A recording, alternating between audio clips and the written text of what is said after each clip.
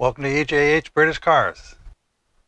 It's welding day again, so today we're going to weld in the repair panel into the rear deck or saddle of the TR2. So I started off a little bit. It took some time this morning and really fine-tuned the fit. So there were a couple of tiny spots where they needed a little more relief. Also cleaned off any of the rough edges where using the bandsaw and stuff puts a little bit of metal hanging down. So I want everything to be flat. So let's go take a look. Oh, I started on the left side, and you can see I got some little tacks, and I did radius that corner just a little bit because the corner's not super square in the outside cut because of the saw coming together.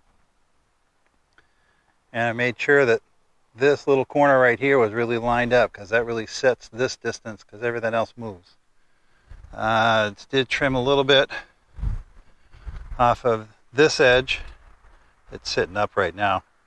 That was just, it didn't really feel like it was sitting down far enough in there, and then removed all the burrs off of there. And also this was bent back a little bit, so I just hammered that back into position. It was just going slow. I put this clamp on and I found a spot which happened to be right here where everything was flush, so I got it tacked.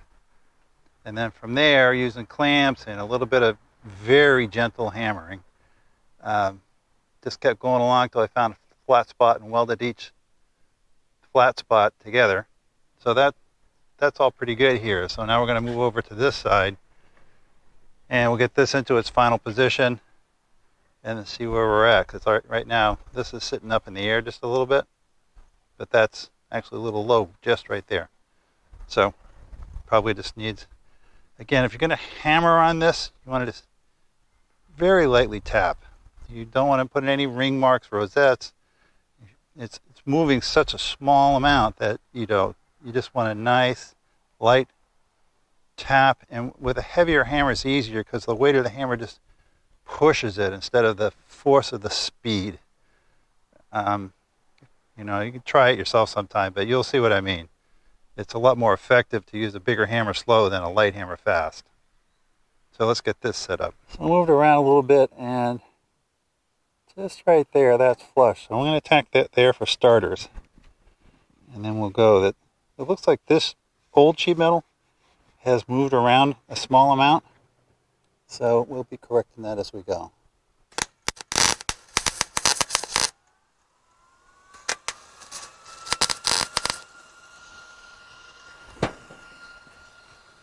There's a nice little tack. Get this clamp off. It's a little bit high right in here. So here I got a clamp here, I got a spot right there, and this is just flush right there.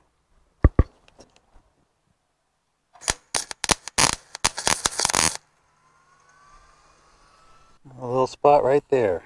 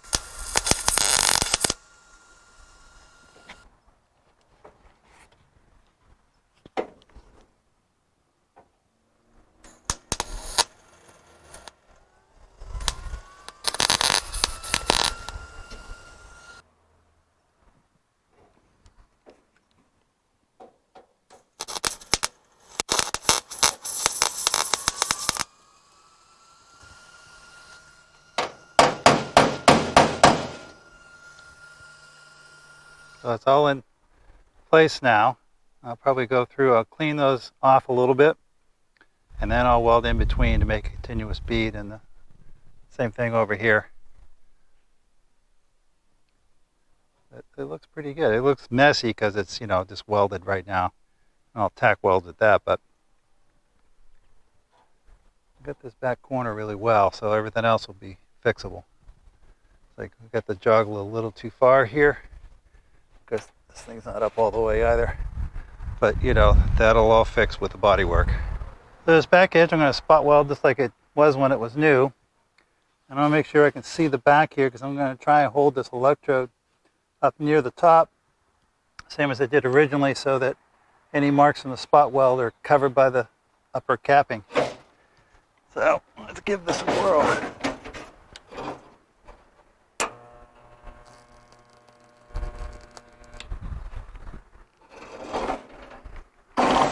And make sure that you keep the bars clamped for a few seconds after you're done, because that's holding those two pieces of metal together that really makes it bond well. And because this is galvanized, it takes another extra second or two. I'm doing about 4 seconds on this. I tell you, this thing gets heavy fast. It's nice.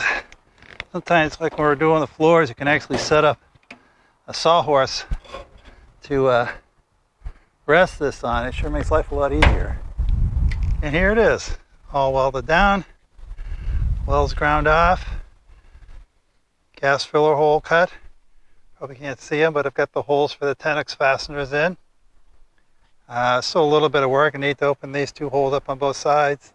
And these should be slightly bigger because they need to be for a 1/4 inch or 1032 probably. Threaded 10X fastener. But it looks pretty good. It's nice and solid. Before, this was just like oil cannon all the time. So I'll go through and we'll get a little plastic in here, a little Bondo. Sand it off, and I think it'll look fine. So I hope you enjoyed that. This one should be a little bit shorter than the almost 20 minutes on the last video. I don't like to make them that long, but it's what it took to fit it all in. Don't forget to like, subscribe, share, and comment, and we'll see you next time.